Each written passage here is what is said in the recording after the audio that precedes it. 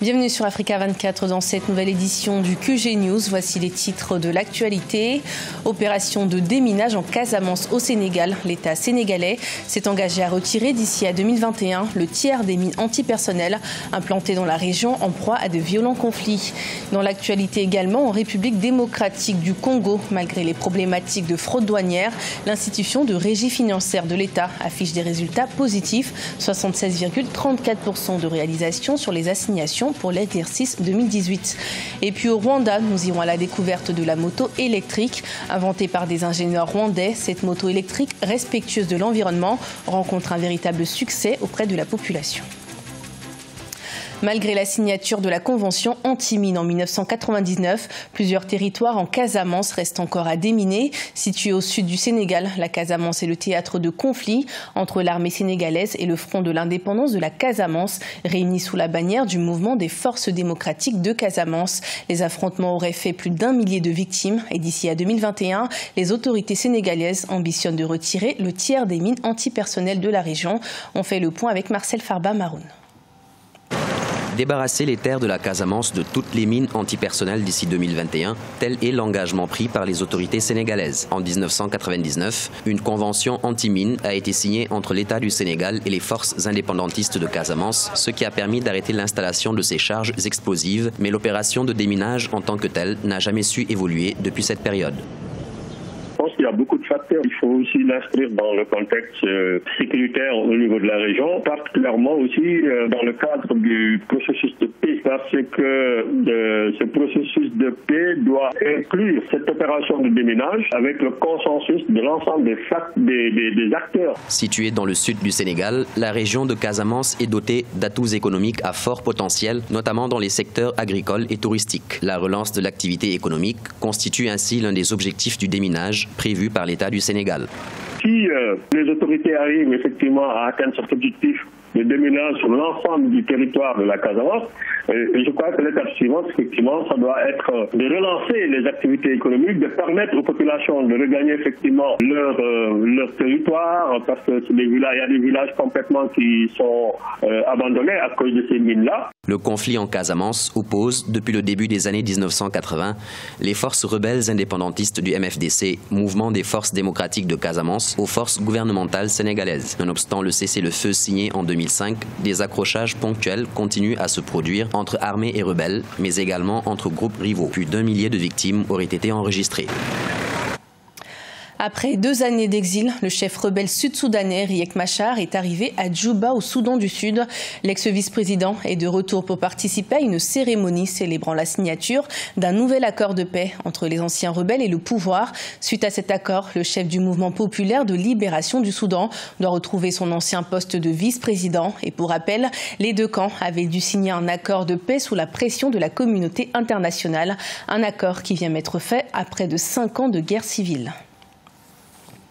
Au Tchad, après l'adoption du projet de création de la nouvelle commission électorale nationale indépendante, les partis politiques de l'opposition se disent méfiants quant aux nouvelles dispositions du projet de loi. La majorité au pouvoir, quant à elle, salue son adoption et l'estime conforme aux recommandations du Forum national inclusif. Des explications dans ce reportage de Mahamat Ramadan, commenté par Adidjatou Badawi. Au Tchad, le projet de loi portant création de la Commission électorale nationale indépendante, CENI, a été adopté par le Conseil extraordinaire des ministres ce 27 octobre 2018. Selon le projet, les mécanismes d'indépendance de la nouvelle CENI seront renforcés pour garantir des élections apaisées. Mais l'opposition se dit prudente quant aux nouvelles dispositions. Nous sommes tous pour la garantie d'indépendance de la CENI, mais dire qu'il faut une CENI sans aucune influence partisane, entre guillemets, nous comprenons ce que cela signifie. D'habitude, la CENI a été toujours inféodée au pouvoir, mais l'opposition ne se laissera pas faire pour qu'on mette en place une CENI à l'ancien système où le ministère de l'administration du territoire qui organisait et gérait les élections. Pour la majorité présidentielle, le projet de création de la nouvelle CENI, adopté par le gouvernement, a été élaboré de manière consensuelle et est conforme aux recommandations du Forum national inclusif de mars 2018. Puisque ce projet de texte est l'émanation d'un vote qui a été fait de manière consensuelle au niveau du cadre national de dialogue politique, donc c'est tout à fait logique que le Conseil des ministres entérine cette volonté-là.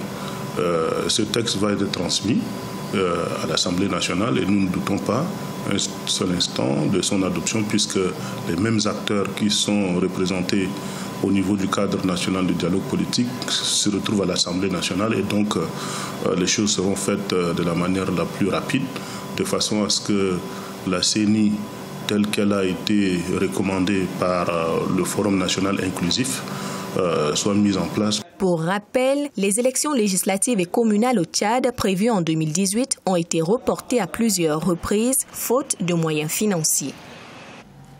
En République démocratique du Congo, la douane annonce 76,34% de réalisation sur les assignations pour l'exercice 2018. Des résultats encourageants qui se rapprochent des objectifs de l'institution. Cependant, la fraude douanière reste le plus grand défi pour la douane nationale. Reportage de notre correspondant Jacques Amboka. La Direction générale des douanes et assises indique une recette de 823 902 955,39 $ entre janvier et septembre 2018. Cependant, cette régie financière est appelée à relever nombre de défis afin de maximiser les recettes et répondre aux assignations. Le plus dur reste la lutte contre la fraude douanière.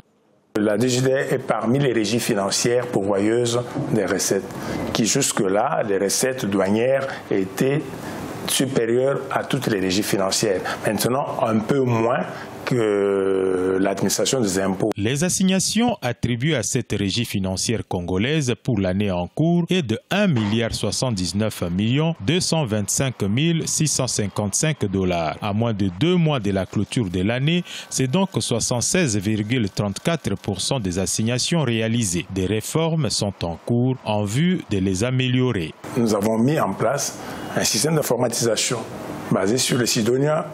Actuellement, Sidonia World, nous sommes sur le net, ce qui nous permet d'être en contact avec pratiquement tous les points de perception de la République démocratique du Congo. La République démocratique du Congo, avec 9 voisins et 5 nombreux postes frontaliers, présente des atouts singuliers pour faire de cette régie financière un important levier économique. Il faudra bien entendu investir davantage sur sa modernisation. Celle-ci passe entre autres par la remise à niveau du personnel douanier. Dans ce contexte, une mission d'audit a été initiée le 24 octobre 2018 à Kinshasa. La capitale égyptienne, Le Caire, classée destination touristique à la croissance la plus rapide dans le monde. Dans son rapport annuel sur l'impact du tourisme urbain, le World Travel and Tourism Council a indiqué que le tourisme du Caire avait enregistré une croissance de 34,4% en 2017. De nombreuses organisations réputées ont également désigné l'Égypte comme l'une des principales destinations de voyage par le nombre de touristes, mais aussi par le taux de réservation dans les hôtels. Au Rwanda, des ingénieurs ont introduit sur le marché des motos électriques à prix accessible et respectueuses des normes environnementales. Des motos qui rencontrent aujourd'hui un véritable succès dans la capitale rwandaise Kigali, découverte avec Adjidatou Badawi. Au Rwanda, le gouvernement va révolutionner le secteur du transport routier avec l'initiative e-moto. Objectif, réduire la pollution atmosphérique, principalement dans la ville de Kigali. Ces engins nouvelle génération, développés par l'entreprise américaine Ampersand, devient un moyen de transport moins cher et plus respectueux de l'environnement. Ici à Kigali, on compte plus de 90% d'accidents attribués aux motos. Le système de freinage des motos électriques est plus puissant que celui existant et c'est confortable. À Kigali, les conducteurs dépensent environ 2 000 $ par an en carburant et en vidange. Désormais, avec les motos électriques, plus de vidange et les dépenses seront revues à la baisse, 900 $ par an, soit une économie annuelle de 1 100 $. J'utilise au moins 3 000 unités d'électricité qui ne coûtent qu'environ que 1 900 francs rwandais alors que je dépensais 5 000 francs rwandais en carburant. De plus en plus de Rwandais utilisent des motos comme taxi pour éviter les tarifs élevés et les embouteillages. Rien qu'en Afrique de l'Est, plus de 3 millions de personnes gagnent leur vie en tant que conducteurs de motocyclettes. Je pense que les motos seront populaires ici car elles sont moins brillantes que celles à essence qui fument beaucoup. Selon la Fédération des mototaxis du Rwanda, environ 25 000 chauffeurs de taxi-moto sont enregistrés. Les motos électriques devraient coûter entre 1 300 et 1 400 $, contre 1 900 $ pour une motocyclette à essence. Cependant, certains analystes parlent d'une possible dangerosité des engins, car silencieux sur la route, ce qui empêcherait les piétons d'entendre le bruit d'alerte pour éviter les accidents. Des projets sont lancés pour doter tout le pays d'e-motos d'ici la fin 2019. Ce journal a été préparé par l'ensemble de la rédaction. Merci de votre fidélité. Retrouvez dans un instant une nouvelle édition de l'information sur Africa 24.